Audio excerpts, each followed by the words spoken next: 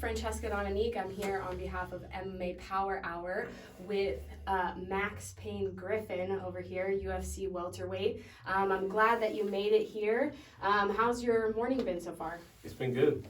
Good. My baby's been a little bit crazy. Yeah. But it's good. You know, I had a good night last night. My dad came into town. Mm-hmm. So, you know, it was good. Go. Yeah, it was my brother's birthday.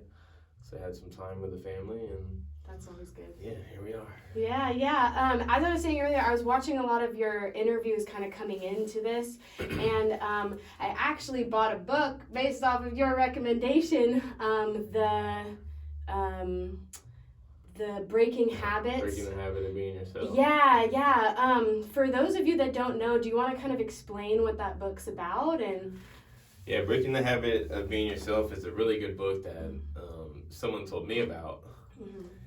And, you know, once I started diving into it, it really kind of changes how, you know, I've always believed in energy and how I've always believed in that stuff. Mm-hmm. But to have, like, science behind it and facts behind that kind of strengthens that. Yeah, because a lot of people are like, oh, it's woo-woo, this and that, but I'm like, the mental side is extremely important because the mind controls the body at the end of the day. Like I was talking about, like with the horse stuff, it's like, it's very like, okay, how do I connect this mind to the body to be one? Because you can see, like in fights, like the decision process, and then it becomes an action. You're like, oh, that kind of needs to be you can't be late, you know? You have to sync body and mind, and it's crazy with the horse stuff. Yeah. It's crazy for you, just that you do the horse stuff. Like, how do you control them? Well, the thing is like, recently I've been getting more into the mental side. How do I get this to be a professional athlete at the highest level? Like, being around fighters all the time, I'm like, okay, wow, they're doing stuff that's like completely different from other sports. You know, you are taking damage. That is like kind of the point, and to give damage, you know, that's like the point. Yeah. So it's like with the horse stuff, it's like going into the mentality of how to create thought processes to perform at the highest level, and going back to like control. Like at the end of the day, this animal is like, if it really wanted to kill me or do something, it would do it. Like no halter, no bit, no nothing is gonna save me from that. So I kind of look at it as like a conversation, communication over control. Because like I said, there's ways to get to the horse. Like you can move the feet, like action, to get to the mind, or you can move the mind to get to the feet. And so it's interesting to see like fighters as well, like the mental coaching, the mental side has become an essential part of the team. I think. I don't know what your thoughts are. A whole piece, no. I mean, a long time ago, I mean, even probably now, people think that seeking like a mental coach is weak, you know. Yeah. You know, you're not strong enough mentally, but no, it's just like Muay Thai, you know. You have to train it. I mean, even more important than Muay Thai. Your mind is your computer. I mean, everyone's good, right? Everyone's good, but to be able to really be able to think on the fly, but to adjust, and your mind drives you. Oh yeah, for sure. You know, for sure. I mean, even now, how I'm changing my mind.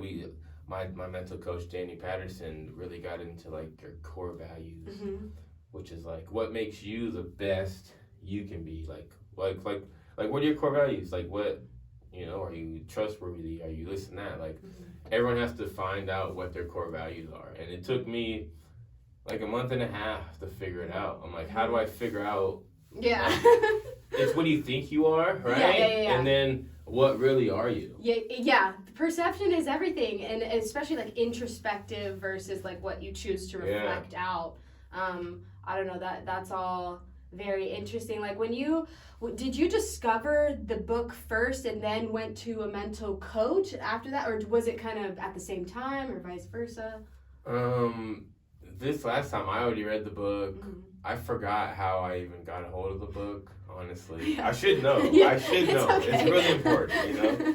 But it really changed things for me, and also put like other things in perspective for other people that I know. Other people that are kind of always in a bad mood, or people that are you learn a lot from the book about how people think and, like, you know, how your body spits out chemicals at certain times, and like it's crazy.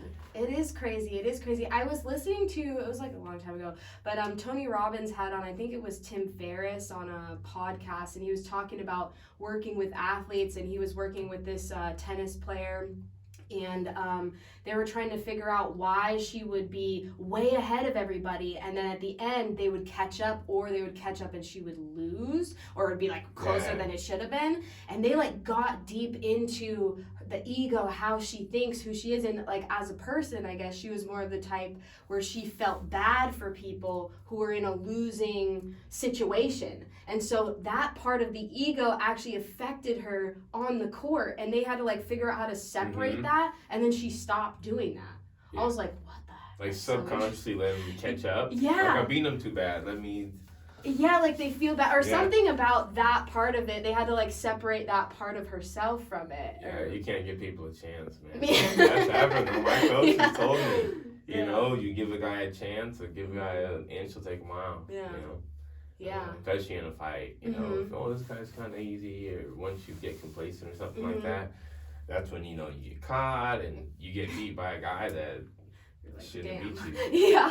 Yeah. Well, it's interesting though, like the moment that like two fighters share in a ring is like something that, I mean, on the outside looking in, we could never understand that moment, but it's an interesting thing. George St. Pierre was talking about, I'm like all about Joe Rogan, so I listen to a lot of Joe Rogan, and he was just recently on there, and he was talking about the energy in there, where you can kind of tell when someone feels like they're losing. Like, what is your perception on the energy part and the presence in the octagon? There's nothing like it. You're putting everything you have on the line, you know, one-on-one, man-to-man, and I kind of like how it's been without a crowd. It makes it more personal. It makes it more like, it's just us. Yeah. You know? Yeah, it makes it more like, I don't know. I mean, the cameras are still there, but even just from my experience now, I mean, even when I watch the fights, I feel their energy leaving their body. You can see when people are tired. You hear the shots. But even, I mean, I fought some intense guys, and I mean, I'm an intense guy. Yeah. I've had some, you know, wars in there where there's nothing like it. I love getting in there and fight to the death, essentially. I mean, basically, how I kind of look at it. But I mean, like, I've had some serious homies after some of my best friends are guys that I fought. That's interesting. I had a fight of the night with this guy, Eliza Zaleski dos Santos. He's a freaking killer. Yeah. And we were getting stitched. It was in Brazil. It was in Sao Paulo. And we got fight of the night bonus. We slugged it out. Like, I dropped him. He's never been dropped. Like, at this point, he's like 8 straight. I dropped him, and then he dropped me. And you think I'm done, and then the second round comes out, and then I go and I drop him, and then it was a sick fight. Sick. And we got the money, but we were backstage, and we're like getting stitched up next to each other, like a few feet away, like. Yeah, that's crazy, it's a crazy interaction. Like, when I look at, like, well, obviously, like, this, I consider, like, I mean, that's barely a sport. Like, it's a sport, but it's real life. Like, you're using your body as the vessel of violence in a way, you know, or just whatever someone's in there for, whether if it's like, I'm here to fight to the death, I'm here to, you know, and then you have kind of like, not necessarily the sport side of the martial arts side of it, where they're like, okay, we're doing this, and it's more technique instead of going out and banging. Like, there's two. It's a mix. Yeah, it's definitely a mix. You got to be able to do it all, for sure. It's a mix. No, I used to be so, like, you know, I used to, like, beat up the heavy bag and be all tough before the fights. I'm talking, like, I mean, I've been fighting forever.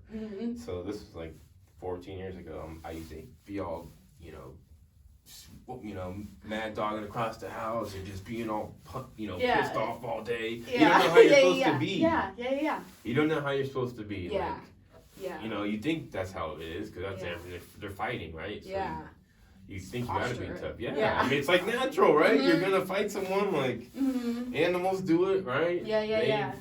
Their hairs stand up and they get bigger, and it's a natural thing. But for us to fight, I've evolved, have numerous different coaches and like mental coaches in my mind, just my age, like everything, my wisdom, like I've grown and I've had so much experience in the sport. Did it from 4 to 13, just doing martial arts, but in MMA since I was 21, so that's almost 14 years of just experience, and I've fought a ton of guys, ton of places. I fought in, like parking lots, outside, to, all over the world. Like, it's pretty badass. Yeah, it's a journey. Like for me, it's so cool to see the development in just watching someone fight like 5-10 years ago, or whatever their career kind of looks like, and you see the evolution. Like out there, it's kind of like, yeah, you may not have like spoken to these people before, but it's like it's an expression of who they are, how they choose to, what decisions they choose to make, how they choose to execute, things like that. It's also interesting, and you get to see the development of who they are as a human. You're like, dude, this is wild. It's wild. MMA is a tough sport, but you learn and you grow. I mean, if you want to be good, right? You need to learn and grow all the time, all the time. Yeah. But I mean, I've been through so many things in MMA, and to still be here, and like even for me to know, like I knew I was gonna be like doing it big time. Like when I first said I was gonna do it, like that's why I did. I wanted to be one of the best in the world and support my family and like be one of the best. That's what I wanted to do. So when I started fighting as an amateur, like I had that vision, like as an amateur, fighting in the back of a gym or in a barn, for a medal, like, I knew I was gonna make it. Like it's like it's to be here now. It's funny for me because I knew it. Like when I'm waking up at 4 a.m. and freaking running bleachers and doing all this shit when no one like believed it. I knew it. I knew it. It's crazy. It's crazy how that all works. I mean, well, your road particularly to the UFC, what was that like? Because I remember listening to something where you were saying where it was like kind of like they were like after this fight and after this fight. It was kind of like this road, You're like, well, look, so you turn amateur and you don't get paid. That's what amateur is. You're just kind of learning. You turn pro and then you're 0-0 again. And that matters. Your record changes. You're getting paid. And everything has to go right. Like to be in the UFC, like you can't get like knocked out big. Like there's certain fights that if you lost, like you're never gonna make it to the UFC. Like they'll keep Jack pulling your chain. You know what I mean?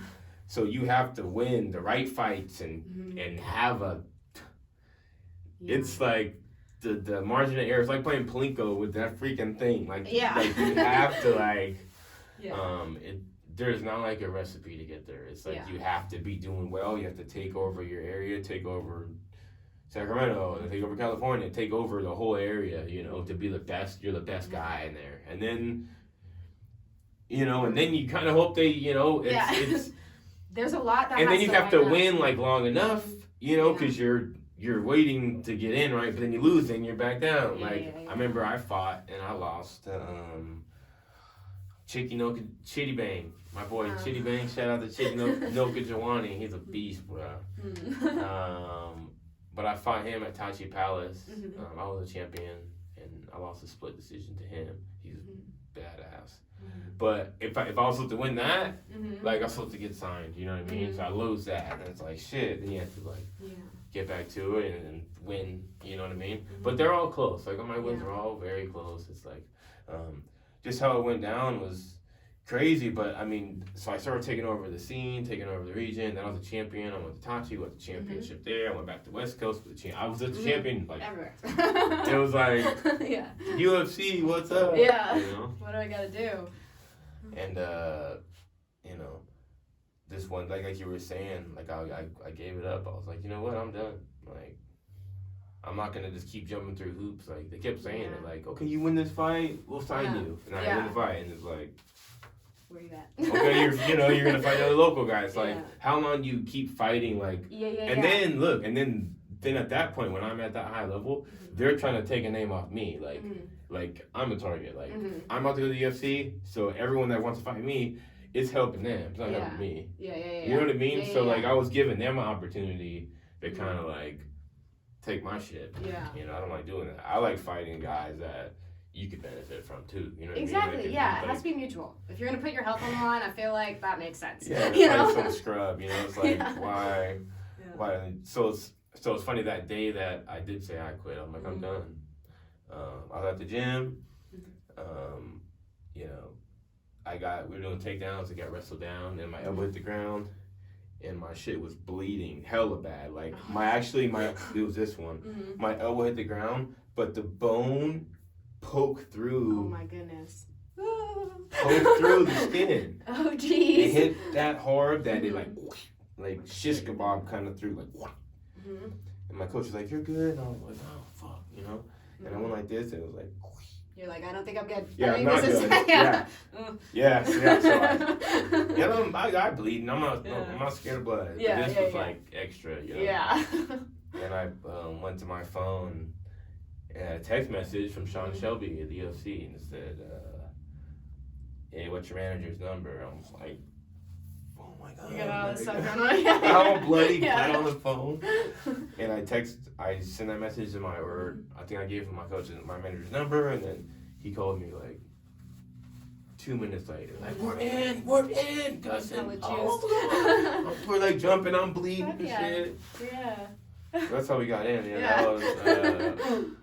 That was sick though. It's weird though, but literally the day that I was like I'm done is when I got the call. Yeah.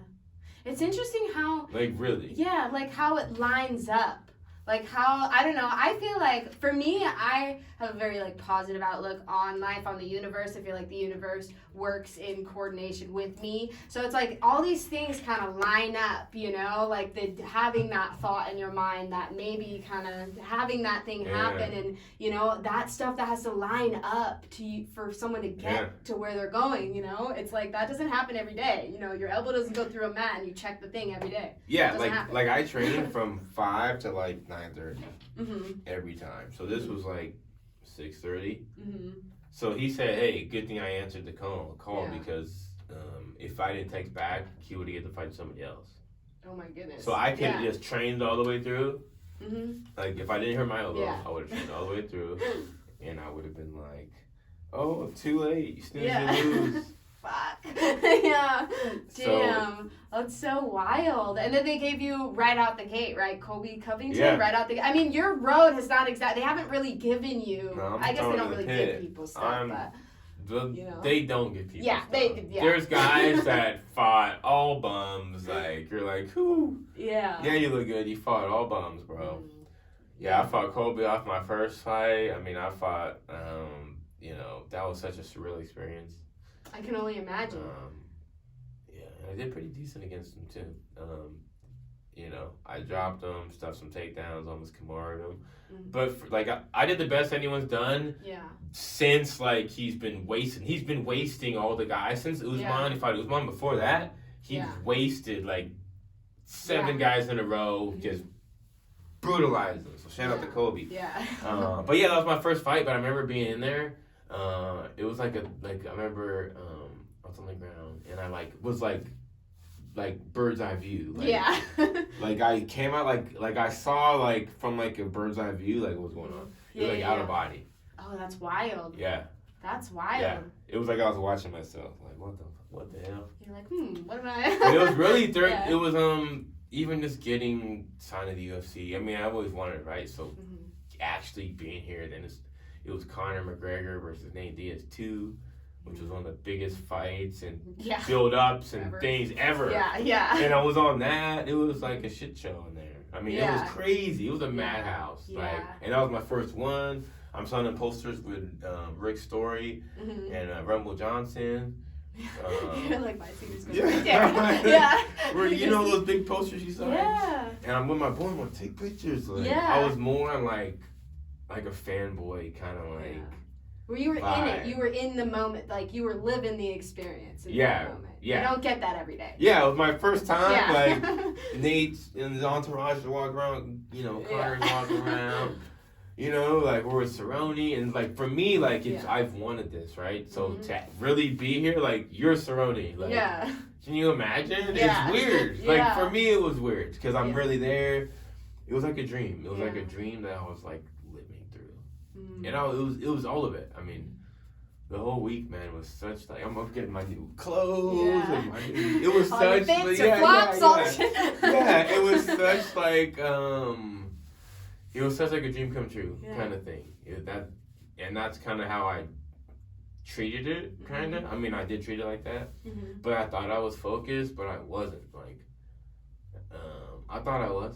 I felt like I was. Yeah. To that point, right? I mean, like where have I fought? What have I done, right? Yeah. You work your way up, and then, you know, you're fighting out here. I mean, it's packed, but, you know, a few thousand, 5,000 people, and then your next fight is on TV, on pay-per-view, with thousands of people, millions. It's the magnitude of it is not a little tiptoe up. It's not quite the same. I think I like what they're doing with the feeder promotions and the contenders. Like, whatever this middle block is, like, you're going from this huge jump. Like, these are the best in the world. And if you don't belong there, you don't belong there. That's the way the UFC goes. Like, it's not like boxing where you can kind of build and build and build, and then you might get this, but it's like kind of it's like 50% politics, you know? It's like, you know, I mean, there's a lot of politics in fighting, period. But I like the way that the UFC has set up this machine for people to, once you're there, you can do a lot being there, you know? And you gotta fucking fight your ass off, you know? But you have an opportunity, man. Yeah, they build people, they you know, crazy. And you know you're fighting the best. And if you can hang with them, you know you're there, you know? Yeah. And that's a beautiful thing, I think. Yeah, no, it's now that I'm here and you know, even after that Kobe fight, dude, I came home and like didn't even know, like I was like, my mind was like weird, like I didn't believe it. I came home and I was like, it was like a surreal thing, like it was. I was like La La Land. I'm like looking first at person the tickets. I'm looking at like the magazine, the pamphlet thing. Like I'm like standing in there. It's like UFC and Connor's on there. I'm like. Am I in the UFC? Like, really? It was like, am I in the UFC? Like, did this really happen? Like, what day is it? It was like, did I really fight this weekend, like, on TV and do all this shit? I'm like, surreal. It took me a couple days to, like, figure it out. Then I had to see a mental coach for real. I was like, am I crazy? I felt crazy. I don't know, man. It was, like, a weird, like, thing, really. I don't know. Because you're seeing yourself and you're like, well, the thing is like, you're the only one that lives up here. And no matter how many like people you kind of talk to or whatever, it's like up here, you're the only one that lives there. So deciding and deciphering the thoughts is like kind of important. Or like, you know, to at least bounce off something like, I'm thinking this, I don't know, it's crazy. And they're like, you know, this is like, it's normal. Let's kind of go through this thought, you know? And you're like, okay, this is cool. Once you gotta talk to someone that's like been there. And so I'm trying to. The people don't know what it's like. My friends didn't know what this. They haven't been there like that at that time. But I saw, you know, Dr. Bregman, and they were like, "Yo, you weren't focused." You know, like they heard my whole spiel about everything. You weren't focused. You were more, you know, focused on the cameras and like, you know. So they wanted me to wash a plate. So I washed the plate. In the sink at home, like wash one plate, wash the shit out that plate, and then your mind will freaking go. You'll go to dinner. It'll go to who you're gonna call. It'll go to your mind will go. So then you like pull it back in. You like bring your mind back. Interesting. It's like a meditation kind of. Like awake. Keeping your thoughts. It's about being mindful and being in the present. It's about being locked in and being in this exact moment, and that's where I wasn't. I was. The cameras, Bruce Buffer. They don't give a fuck. They're all in there. No, they're working on you. You're like, okay. So you're like, you know, it's hard to stay focused in those moments. But I did the plate thing, and at first my mind would just go to, you know, and then you'll feel your mind like an octopus kind of like reach into something like a thought, and then you like suck it back in. Yeah. Plate. Focus on the plate. And then you will. Then you're like, hold on, I'm doing this longer. But it really made me like know how to focus and be like mindful. Because look, it's always now. It's always now. Yeah. It's not right now. It's not right now. It's not right now. It's always now. Yeah. Like in our existence, like it's always now. So like you gotta live in the moment, man. Yeah. A lot of people, you know, are depressed. They think about the past. They're in the past. And people that have anxiety are thinking about the future. Like it's really interesting. It's really interesting how you say that. Like in like horses, when I'm like teaching somebody or anything like that. Like there's when you're riding or whatever, it's like a thought. And then it goes to the emotion or the intention, and then that manifests to action. So you have like these three things, and depending on where the person kind of like gets stuck, you know, I'm like trying to meld like to be in your body completely and in the present. And like you said, you know, like anxiety, living in the future, you kind of carry that. That's kind of connected to your muscles in your neck and your shoulders. Like I tend to be like this a lot because I'm always like thinking of other things and like, you know, on to the next thing. And I'm like, okay, like that's interesting. Like you can tell like tension in a horse, what they're thinking. Okay, they're holding their tension here. How do I unlock that part to get to, you know, either the animal or the person? Like, because a lot of the times too is like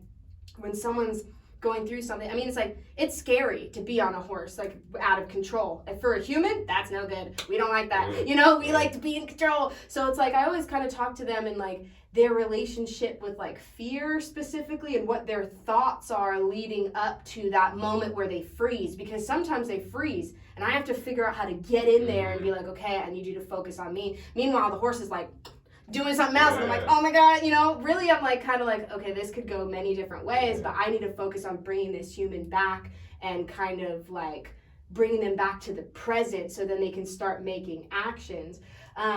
But fear is definitely something that I kind of encounter like with people, and I kind of ask, I'm like, what is kind of your relationship with fear in a way? Because what you do is not necessarily, I mean, obviously you're competitive, that might, you know, sometimes that kind of overrides a lot of it. It's like that, but what is kind of your relationship with that?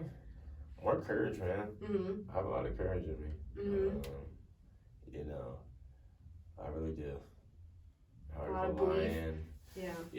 A lot of belief, and you know, now it's like my preparation. I'm so confident in my preparation. Like I leave no stone unturned. I'm, you know, doing like reports every day on like what I did. Like we do a 3-on-3. Okay. Where it's like 3 things you did well and 3 things you could work on. Okay. So like say I went to wrestling or something. You know, I got taken down one time by some certain guy. So I write like on, you know, things I can work on. Hey, dude took me down. You know, I'll work on that. And things you did well. You're sparring, well, I dropped this guy, did this. So then it makes you accountable for what you did well. So you could like kind of check it off. And the things you need to work on, if you're seeing like repetitive stuff, you could be your cardio, or you got tired, or you don't want to get tired again. So then you're working on that stuff constantly throughout the day, and mentally it's good because, you know, say you see a pattern, oh, he got me in this, you'll eliminate that pattern because you'll be seeing it, you'll be present for it, and you got to work on yourself every day. So I do that, and with the being accountable, like on laps, if I'm running laps around this table, like, I'm not going like this. I'm fucking running in a square. You know what I mean? Like that's how I am, and that's how you need to be. You know, no stone unturned. Yeah, you got to do the work. You got to do it. Yeah, and it shows. Like I think towards the end when it's like you're building up to a specific event, like, you know, like is there anything like that you do? Like, right, because it's like you want to get the peak right there, you know? Is there like a specific thing that you do mentally to get yourself to peak? Because if you're constantly in your mind all the time, I don't know if this is true or not, but if you're constantly in your mind all the time, you might exhaust that part if you tap into it too much. Like, what is kind of your mental preparation? So like when we get an opponent, I don't really watch too much. I just watch like a little bit just to kind of see how they move. I'm not trying to really watch their moves and all that stuff. I'll just watch a couple rounds just to kind of see how they move, you know, like kind of their tendencies. My coaches watch all the tape. Not all the tape, but majority of the tape. And they all watch it and they all have different, they'll reach out to me differently. Yeah. Oh, you know, this guy dropped his right hand, this guy does this, he's open for this, he's open for a single leg takedown. So they all kind of talk and shit it all to me, and I kind of like formulate the plan with Jim and Justin and Mayor Noble and Norm. I mean, everybody. And the fun part is too, now we're even connecting it with strength and conditioning with my guy Bo Sandoval from the UFC PI and Lem from Game Fit certified, baby. Yeah. But so like for instance, this last guy we fought, the Chinese guy Song Qinan. He didn't fight well moving backwards. He's only effective when he's moving you back and you're at range. But when you move him back, he just he doesn't know what to do. He kind of short circuits out. We also wanted to do more wrestling, more grappling, grab on him, lay on him, you know, make him tired. So like we did that inner strength and conditioning. We wanted to add more muscle systems that were for like lactic acid building and strength and a lot of holds and grit holds to build like my body for this particular fight. So that's fun as hell too. Like doing these, like getting strong as hell in certain ways to do that for the guy. So I won't get tired on my game plan. Like if you're fighting more of a like. If you're like, say you're working more footwork, like I'm gonna fight this guy, move around.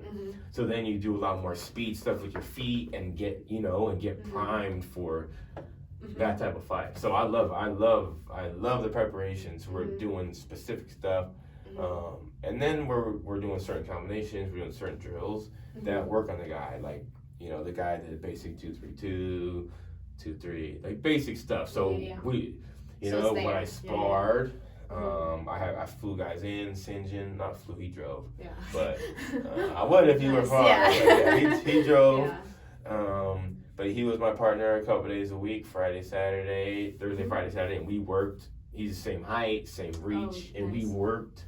So we drilled and worked with the same body that I needed. If we were fighting some tall guy, 6'4", then we're gonna bring a 6'4" guy in, 6'4" southpaw. That's what we're gonna bring in. You know what I mean? So that's what a lot of people aren't doing. I feel like they're like real life scenarios. They're just trying to go to a big room and train with a bunch of guys. They're not getting the individual specific. I mean, that was cool when you were. I mean, we got to do that, but it's about the closed doors. It's about the specific training for your specific opponent and working that stuff. You know? Yeah, it's interesting.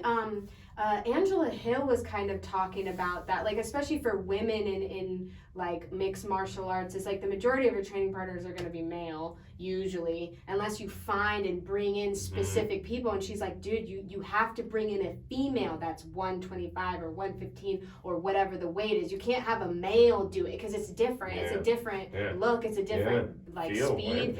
Everything is different. So it's really interesting that you know, like you said, like why more people don't do. Obviously the COVID times kind of fuck everything up for everybody, but you know, like it's interesting how people don't kind of recreate as close to that scenario because you only get one shot. Well, sometimes you have rematches, I guess, but you only get one shot at that moment on that day against that opponent. You might as well, you know. Like I won't spar certain guys. Like no, if I'm sparring a certain guy, like I'm not sparring a little short guy on if I'm fighting a tall guy, I'm not. If you're short, I'm not sparring. It's not personal. Like I'm doing these certain things that I need to get done. Don't get me wrong. I have my training partners do certain things, but when you're training for a specific guy and a specific fight, you need to build that and work that way. And then like this last camp, I mean, it was great, man. Dialed in. And I think my diet, I always diet, not always, but when I'm cutting down for a fight, I feel like my body knows, my mind knows kind of when it's time to get smaller. It knows. It knows. Yeah. My body knows. My body knows. But my mind knows too. My mind knows it's like game time. Like once it starts getting down, I start cutting. It just knows that I'm ready. But I love preparing for fights. I love it. Like, man, That's I love it. Like I love the challenge of it, and kind of like figuring out that problem of it. Don't get me wrong, I'm here to make money and smash guys. Yeah. But there's like a strategy. There's a strategy. Yeah, and you're like, human beings are dangerous. We are dangerous, and a lot of it is like because we have a conscious mind that we can do. It's like a chess game against the best minds. It's not just the body part as well. Like you're fighting, like this is a human being. It's like one of the greatest organisms on the planet, and you're in there doing, you know, what you do and sharing that moment. And it's kind of interesting, like how you're talking about like the nutritional side and like kind of coming down as far as like the weight cutting. A lot of people, I mean, yeah, it's kind of unfortunate. Some people end up in these middle zones for weight, and it's like, what can you do, especially when you get those bigger gaps.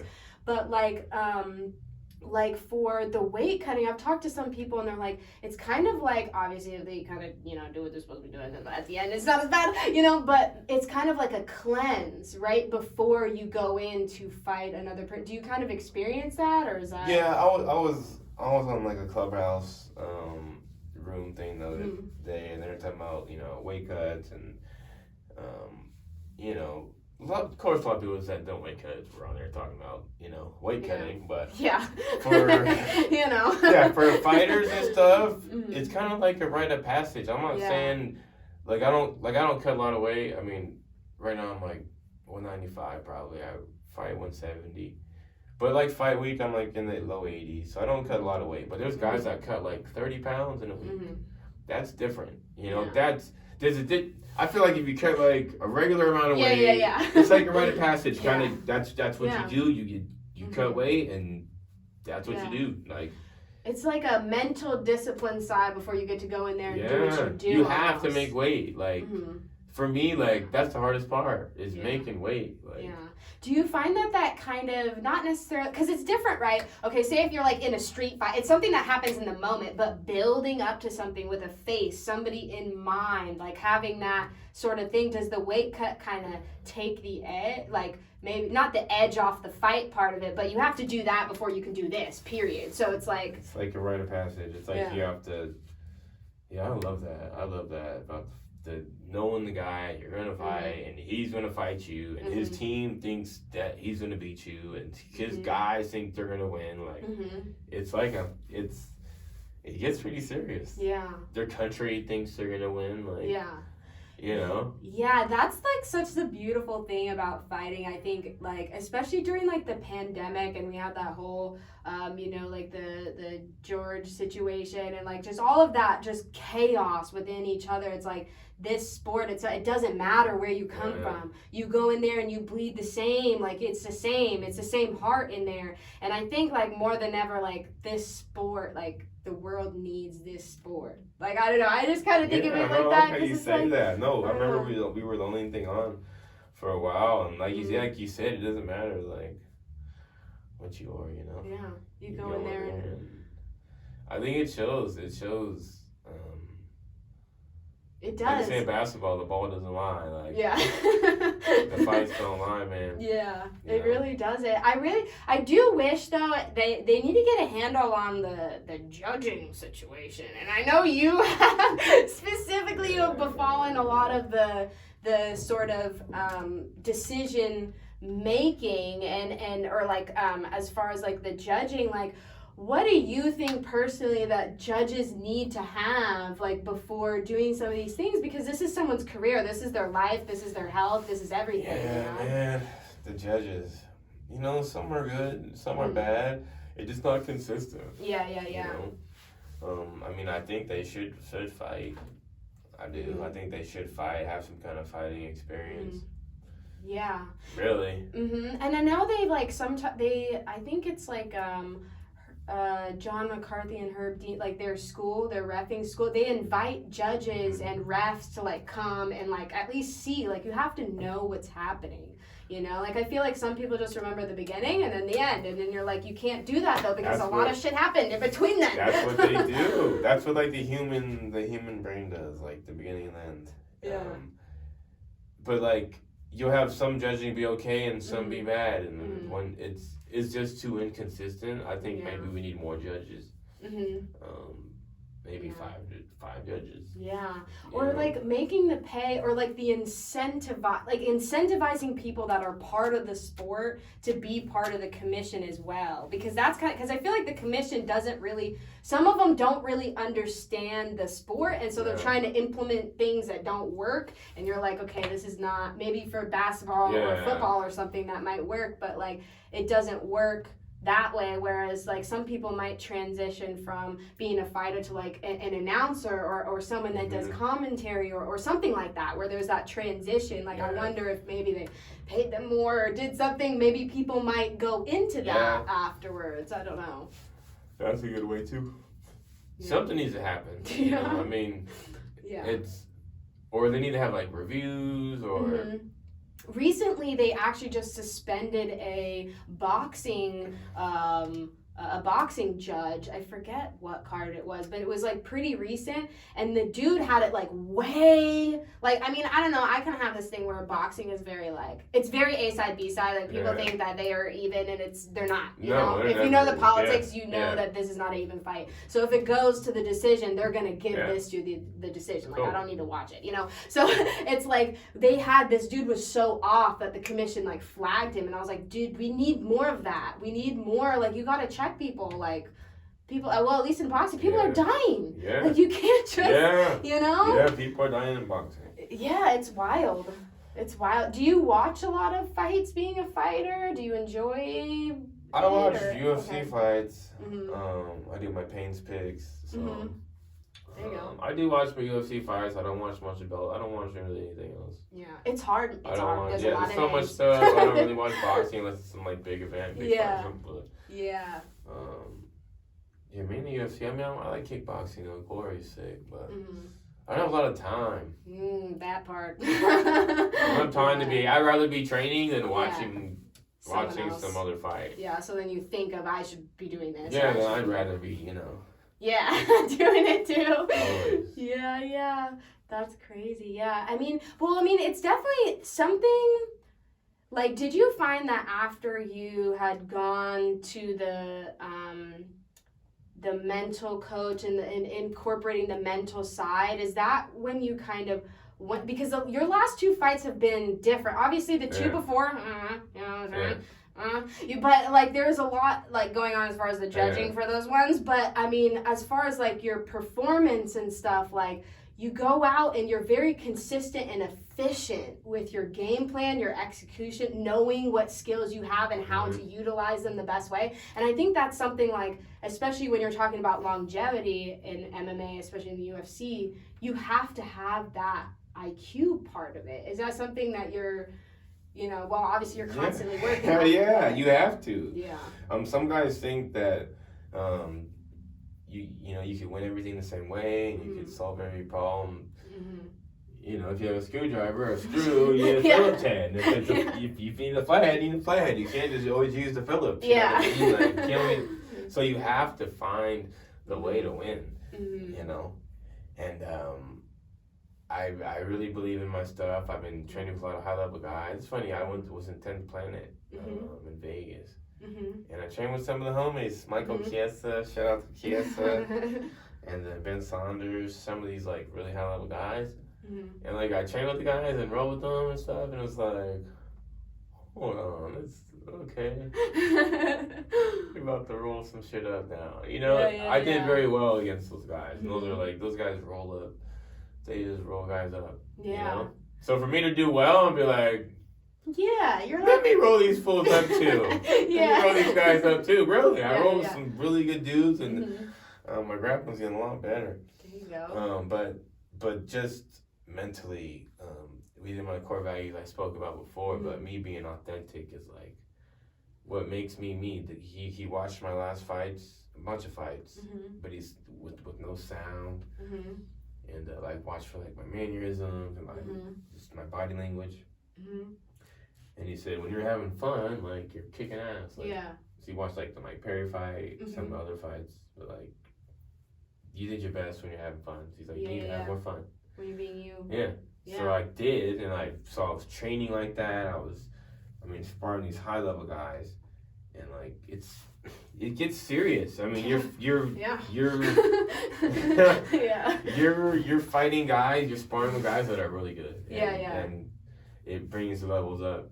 They're world champions, and you're fighting. Like, it's not like a fun thing. Yeah. But I really started like enjoying it. Like, crazy as that sounds. Well, it's like your identity, forming that identity without, because obviously there was fundamentals that everybody got to know in order to do well. You know, you got to be able to take the fight anywhere. You got to be able to put it together with your mind and, you know, your skills and tools and stuff.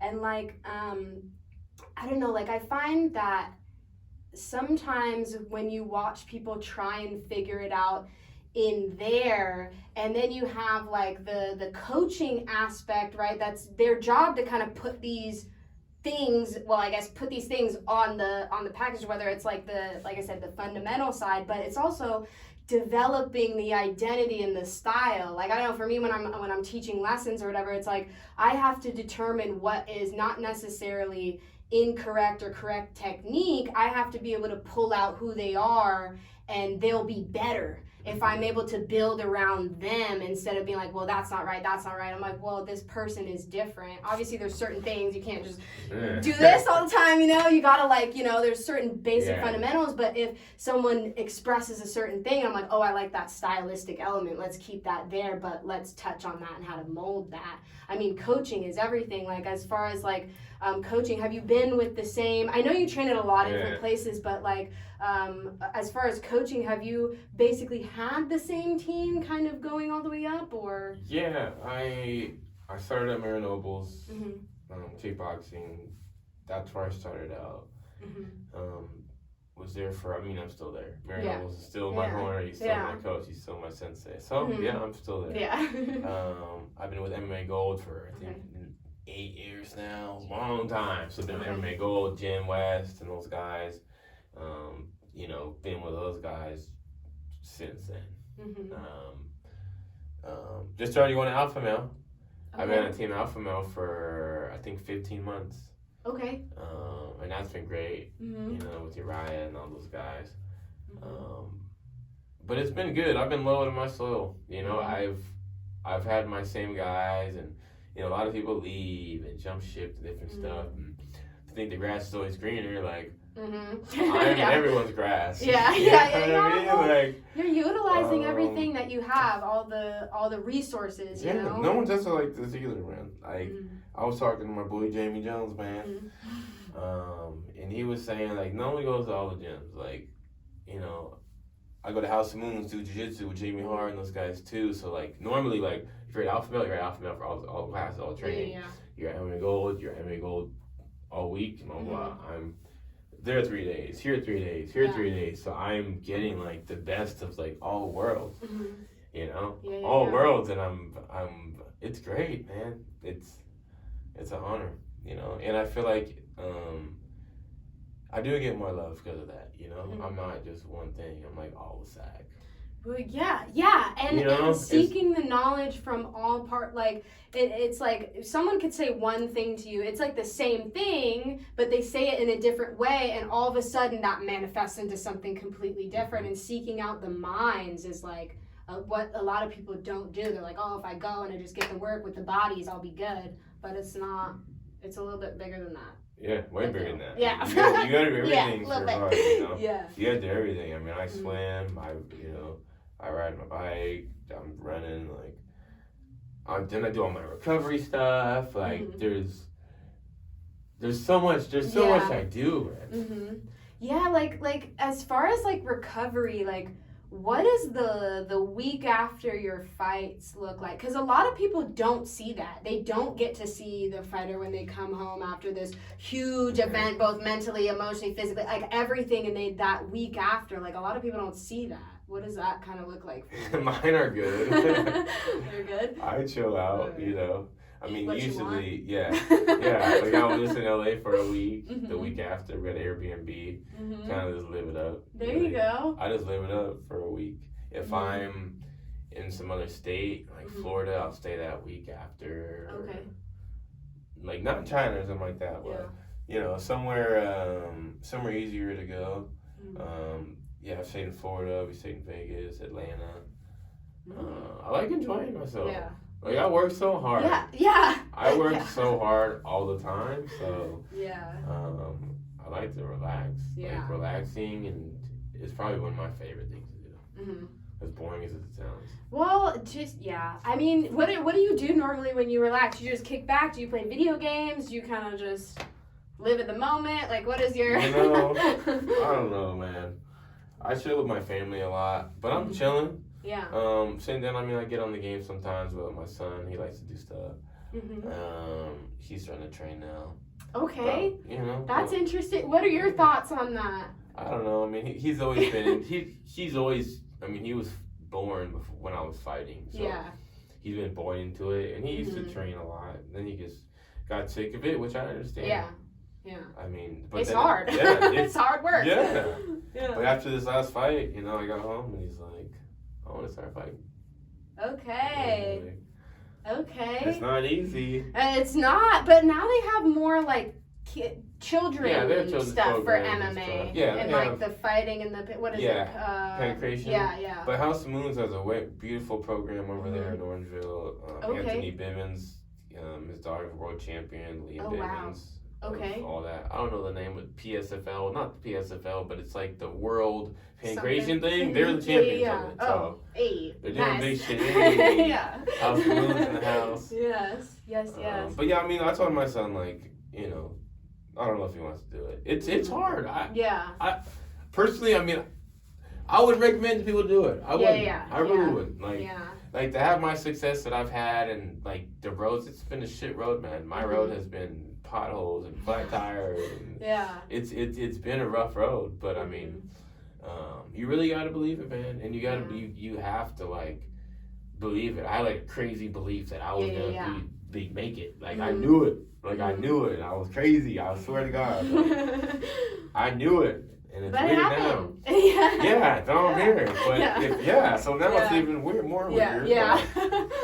I mean, if I would have lost one of those fights or this didn't go right, I wouldn't be here. Like I could have got cut or I wouldn't make it to the UFC. Like there's so many, this injury, there's just so much. It's so hard, and most people don't make it. Like most people don't. They don't. They don't. That's the facts, and people don't like when I say that. It's the facts, bro. I mean, it's like less than 1%. It's like 0.0. It's like the NFL stuff, you know. It's like less than that. It's like one spot. Yeah, you can't promise. You can't promise that your life's gonna go perfect and your fights are gonna go perfect and you're gonna make it. Like you can't, and if you don't, I mean, at least you give it all you got, I guess, right? Or hopefully you give it all you got. Yeah, some people. You have to. I've seen too many people, like, kind of half-ass it, you know? It's like they do half-ass it. Yeah. And I don't know if it's, you know, I mean, there's different reasons, you know? Some people don't want to give it all they got because they don't want to actually put their heart on the line. They don't want to lose. They don't want to say they give it all they got, right? They got that plan B in the back of their mind. But they don't want to put their guts out, you know, because it's scary. It is. To put yourself on a line and, like, not be okay with losing, but it can happen. It's hard. I mean, you lose these fights and fucking, you know, everyone's an armchair quarterback. Everyone, you should have did this. You suck. All this shit. Like, it's so crazy. You know, like, it's people don't want to like put their shit on the line and their neck on the line. They fail. They don't want to.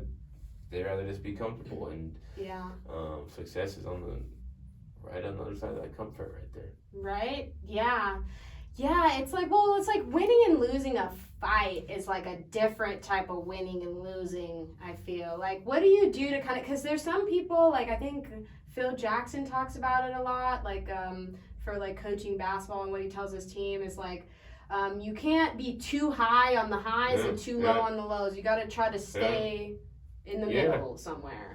No, because, look, I've lost fights that I've won. You know? Yeah, so we seen it. We were there, kind of. But how do I, like, process that, right? Like, Thiago Alves. Shout out to Thiago Alves. Love that dude. Love you, bro. But, you know, I beat him. I beat him up. You know, I won that fight. The two Brazilian judges saw it the other way. 29-30 news outlets had me winning, like clearly, like it was. Yeah. He said I won. His coach said I won. The UFC said, yeah, you won. Sorry, like everyone, like backstage, like. But on the record, it says. Right, and I got half my money, so they took my money. He got he got his full. I mean, he was like just before the fight, and they're calling him, then he won, and he's like, surprised. Oh my God, yeah. When you're surprised you win, you win. Yeah.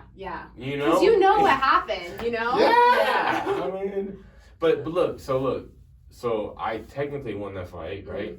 Well, I lost, but. Do I let two judges tell me I lost? Do I feel like I lost? Yeah. Did I lose? Yeah. You know what I mean? Or did I win? Like I beat him up. Like man to man, I beat him up. Yeah, so like, did I really lose? Yeah. Or did you know what I mean? It's kind of like how a weird do thing you to process that? Yeah. Did you look at it as a win, or do you say you lost and you know you should have and did better? You know what I mean? Yeah. So it's kind of like I don't care what they said. Yeah. It's kind of how I feel. Yeah. I don't care if you say I win or lose. You know, I mean I want to win. Yeah. But I don't care. Yeah. It's kind of how I like. I'm not gonna let one person change how I like. Am I proud of myself? Mm-hmm. Right? Yeah. Am I proud for winning, or do I feel like I lost? Do I have my head down and I lost? You know? Yeah. It's like I can imagine it's a very kind of self-reflecting moment in a way, but then you have to be okay with how it played. Like you have to be okay with it to move forward. So you're like, okay, boom, on to the next thing. I did lose, and that's what it is, and now you don't get the judges involved, and that's good, you know? I mean, there's some takeaways, you know? Yeah. Like, I could have, like, grounded pounded him. I could have elbowed him, you know? There's always stuff that you're like, this and that. Hindsight 2020. That's whatever. Yeah. But I still won. Yeah. So what I'm saying about the winning, I mean, it felt good to win. I like winning. But I don't really care. Like, I want to do my job. It's kind of look at it. Like, mission complete is more than did I win. Yeah. You know, did I accomplish? Did I go there and beat the guy and put him away or whatever my plan is? Yeah. That's how I have to kind of look at it after like the Tiago thing. It's like I can't just hang my head down on these fights that are like so close or fights that like I didn't. You know what I mean? Yeah. Like my losses have been so like on the middle, like yeah. You know? They've been like, I don't know how I feel about those. It's more like it is what it is, but I need now to get my job done. But now it's a different thing. Now I figured it out. Yeah. I figured it out now. I figured it out. It's a beautiful thing when it comes together. I got like I feel like I'm in the Matrix where like Neo was like stop the bullets, like you're in control. Yeah. It's how I feel now. Yeah. Really, like I don't know. There you go. That's a beautiful. I feel like I figured it out. I did. Like I feel like I joined the club. Like, oh, some of these guys figured it out already. It took me a little bit more time. I'm just glad that I'm still here in the UFC when I figured it out. Yeah. Because a lot of people get in and spit out. They get in, like you were saying, like the shelf life, I think, is like 2 years for us or whatever, but just for like in general. Yeah.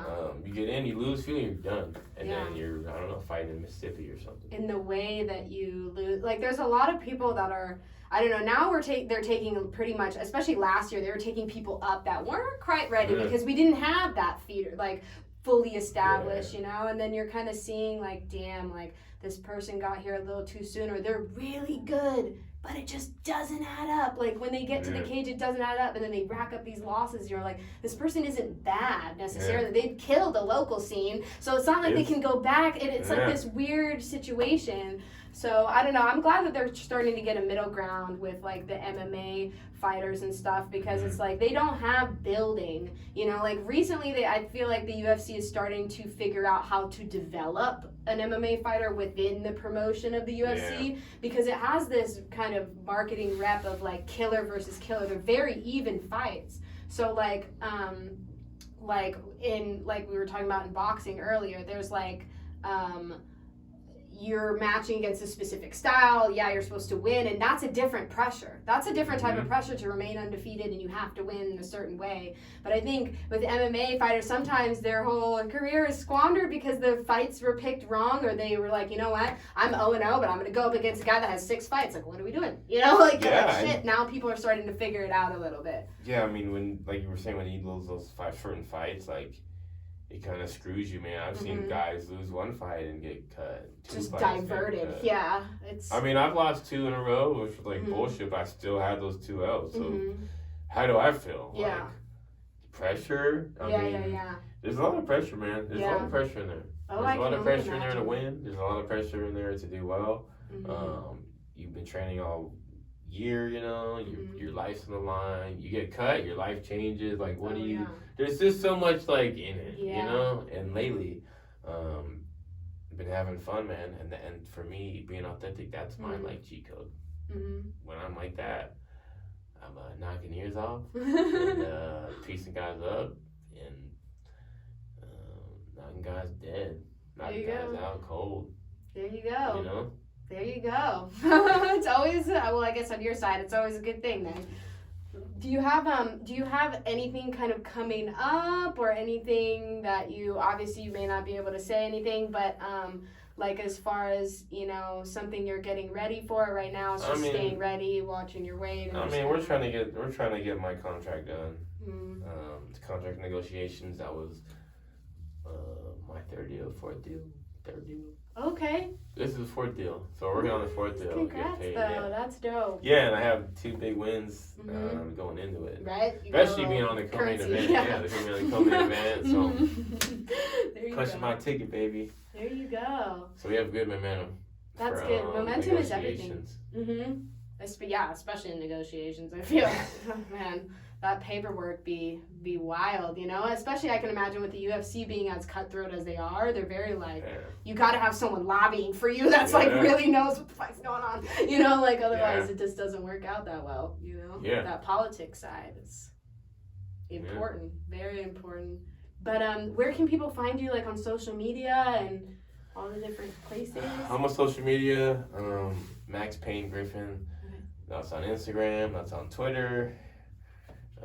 Facebook too. I guess that's my athletes page. You go to maxpaingriffin.com. You can go to maxpainstore.com for some merch. Okay. maxpaincbd.com. Okay. I got my own CBD line. Nice. Also, click in my bio on my Instagram. I have a ton of stuff on my link in there. The Associate tab has all my merch, all my interview stuff, a lot of cool stuff, a lot of cool content. Well, there you have it. And thank you so much for coming out, and we'll see you hopefully soon on the big screen or in person now that tickets are kind of starting to open up. No, it's stuff's opening up soon, so can't wait. Yeah, I'm excited. And there you have it. So we're signing off. Peace.